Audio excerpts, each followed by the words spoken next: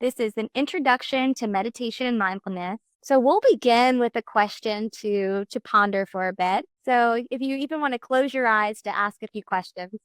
The first is, can you relate to any of the following scenarios? Trying to sleep, but thinking about what you have to do tomorrow. Sending a text while someone else is talking to you. Maybe sitting on your couch and thinking about how you need to go work out. Or being on vacation, but also thinking about how many emails you have. So I'll say I've been guilty of all four of these. I'm not sure about you, but these are all examples of when your mind and body have been in separate locations.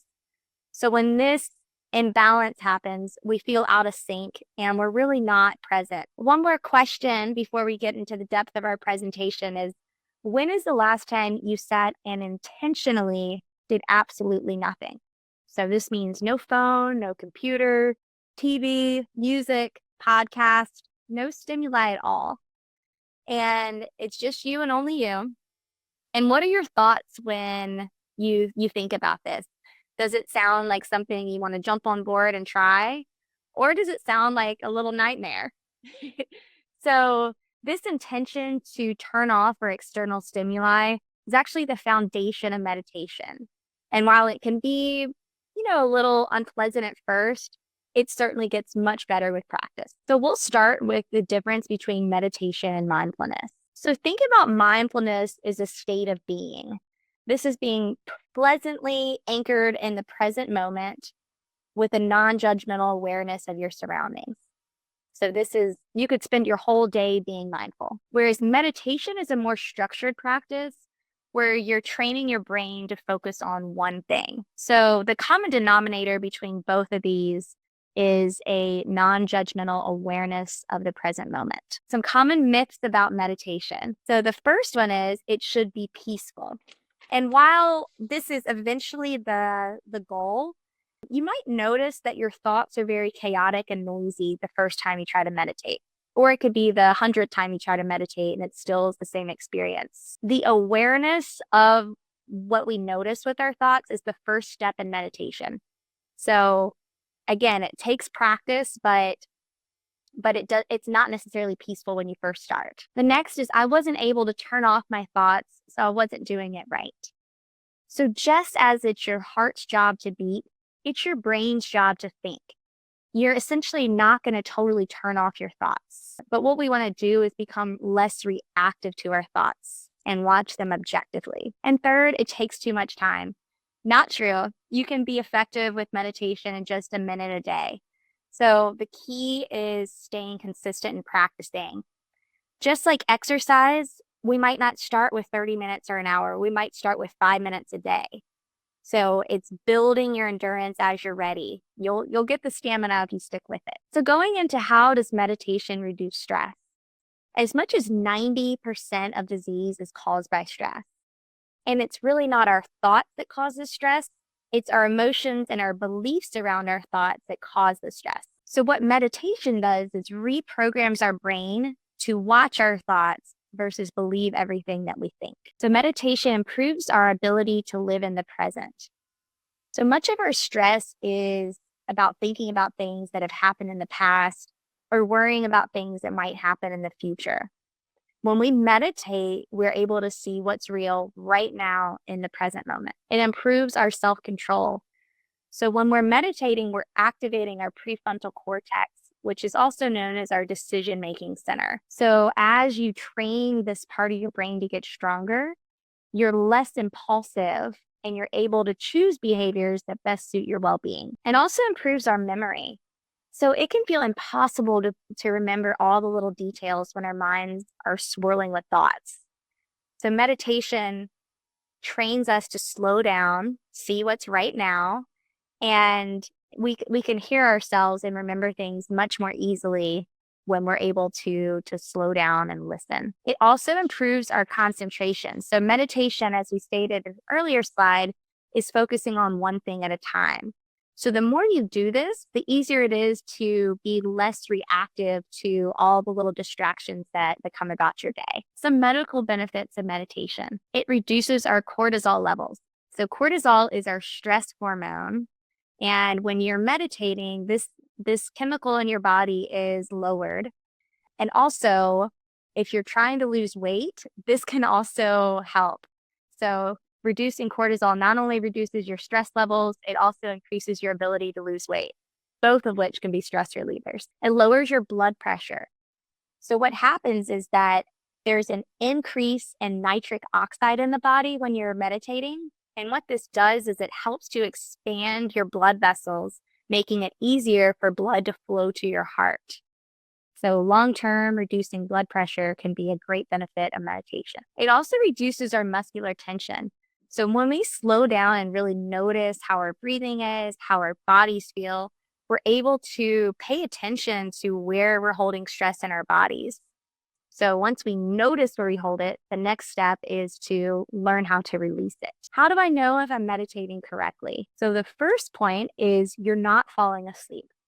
Meditation over time can certainly help you sleep more peacefully, but you don't want to be sleeping when you're actually meditating, since the point is to focus. And when we're focusing, we're not asleep. Your spine is in alignment from the crown of your head to your tailbone. So you want a nice long spine so you can breathe easily. And you're also working on your posture and presence. So you can attain this by sitting up tall, like the lady in the picture on the slide. You could also do it in a chair, or most comfortably, if sitting isn't the most optimal position for your body, lie on your back. That way your spine is nice and long, but don't fall asleep. You're focusing on one thing. So again, meditation is training the brain to reduce the distractions around you and really focus in on one thing. Most simply, your breath. You're always with your breath, and that is in the present moment. So that can be a great way, whether you're a beginner or an experienced meditation practitioner, is to focus on your breathing. You aren't fidgeting. So you want to get as comfortable as possible when you get into your meditation position. Again, if our hair is in our face or if a bug lands on us, of course, these things are annoying.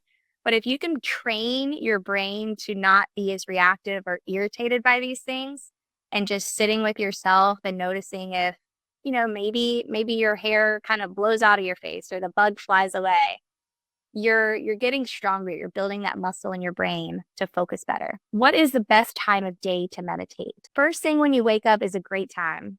Our willpower is strongest first thing in the morning, but you're also still in the dreamlike state from sleeping. So you can process the day before, you can think about what you dreamed about, and you can also mentally prepare yourself for your day or after you've moved your body. So meditation was structured to be done after a yoga practice. This was so that people could sit for hours in a cross-legged position and meditate. We're certainly not going to start with hours of meditation right off the bat, but just know there's some truth and moving your body, getting rid of any jitters and physical energy so that you can more comfortably sit and be with yourself. A couple of other times that aren't listed on this slide that are also great times to meditate because everyone's schedule and biological rhythms are different. So midday, you could do this during your lunch break. Great way to reset before your afternoon. I just recommend not doing this after lunch. Do it before lunch so that you're not going to be distracted or tired from a belly full of food. And then one other way is in the evening. So it can be a way to digest mentally your day and just kind of process everything before going to bed. And that can also help to let the mind process before hitting the pillow to go to sleep. That's a lot of times people have trouble sleeping because the first time they take a moment to pause is when it's game time to go to sleep. And that could be really challenging if there's a lot to think about. And a bonus way to meditate is take a minute before eating your next meal. Just think about how your food was prepared, all the people that got it onto your plate, the farmers, the grocery store, whatever it is that brought you the nourishment in front of you. It can also make you a lot more appreciative of what you're eating. How often do I meditate to reduce stress? So you probably don't want to hear this, but try it every day. We all have at least 1 minute. That's really all it takes to get into a practice. And ideally, if you can do it the same time every day, your brain is going to get used to that pattern and eventually you're going to start craving it because you're going to love that time for yourself just to reset, take a breather, and be with your thoughts. So we're strengthening the muscle of the brain just as exercise strengthens the body. So some simple ways to practice mindfulness. So remember, mindfulness is a state of being, whereas meditation is focusing and practice on focusing on one thing. So whenever you can play into your senses, it helps you to be fully present in the moment. The more senses that are activated, the better. So eating is a great way to be mindful, just as we said earlier. So you can meditate before you have your meal. And then as you chew and eat and smell and taste your food, you can be mindful in the act of eating. So try this your next meal or next time you have a snack. Another way is going for a walk without your phone and just taking in all your surroundings. Feel the spring air on your body. Notice the smell of flowers blooming. See something new. So everything around you, you can totally take it in just by tapping into your senses. And then one more distraction is watching Netflix or anything on TV without any distractions. So without the food, without the snacks, without extra commentary with someone around you, just be fully present on paying attention to what you're watching. So simple ways that we could do this in everyday life and some ways to practice meditation on your own. So one way would be moving meditation. If it sounds like a nightmare to sit still and meditate, try moving meditation. This would probably be much more up your alley. So you can do this in a yoga class. You can do this even just going for a mindful walk, but really just focusing on the act of what you're doing. Candle gazing would be an eye open meditation. So a lot of meditations, or most, I would say, are with the eyes closed. But sometimes people feel more comfortable with the eyes open. Looking at one thing like a flame can be a way to tune out the other things within your peripheral vision. And a flame moves a little bit, so it gives it a little bit more excitement to look at. Mantra meditation is repeating a word or phrase over and over. And a lot of times this is a positive intention. So if you start your day with meditation, try a mantra. You can look up plenty of these on the internet. There's endless options. And one other example of ways to practice meditation would be a timed meditation. So set your timer on your phone. Remember, we're starting with 1 minute. Put a minute on there and just see what your thoughts are saying and how your body feels. And before you know it, that minute will be up. And of course, it's nice to have guidance as well. So there are some apps that you can use for meditation. And these are probably the most popular ones. You might have even heard of some of these, even if you're new to meditation. So Insight Timer is one that's free. There's a huge library, all different types of topics, styles of meditation. You can sort it by time, sleep, stress management, whatever you're looking for. Insight Timer probably has a meditation for you. 10% Happier. This was created by news anchor Dan Harris after he had a panic attack on TV. So he learned from his own experience ways to be more mindful and to de-stress. This one, they have courses you can take. There's over 350 guided meditations. You can do a free trial or pay about $100 for a year membership. Then there's Headspace. This was the first one of the guided meditations, and it is about $13 a month. All of them have a free trial. Headspace actually has a 2-week free trial you can try. Again, you can take courses, but a lot of people like Headspace because you can track how many days in a row and how many minutes you've meditated. So it's a great way to just stay accountable and also track how long you've been doing it. And then Calm, this one again is similar to Headspace. They also have bedtime stories. So that's a great way to help guide you into a nice slumber. Ideally, you don't even hear the end of the story because you're asleep by the end of it. There's a 7-day free trial, about $15 a month, or you can pay $70 for an annual membership. So all this talk about meditation, let's practice it together. So I invite you to find a nice, comfortable, tall seat. So sitting in a chair, lying down, or sitting on the floor. And I want you to close your eyes if this feels comfortable. If your eyes stay open, just look at one thing in front of you. Now, as you sit here, I want you to notice just how you feel in this moment. What emotions are present? what thoughts are coming to mind. And I want you to just become aware without any judgment. Maybe even pretend like the thoughts you notice are someone else's. And as you notice the thoughts in your mind, draw awareness to your breathing. Notice how your breath feels in your body and notice the rise and fall of your inhales and exhales. Notice where you feel your breath in your body. And anytime your brain wanders somewhere else, you can always redirect your attention to your breathing.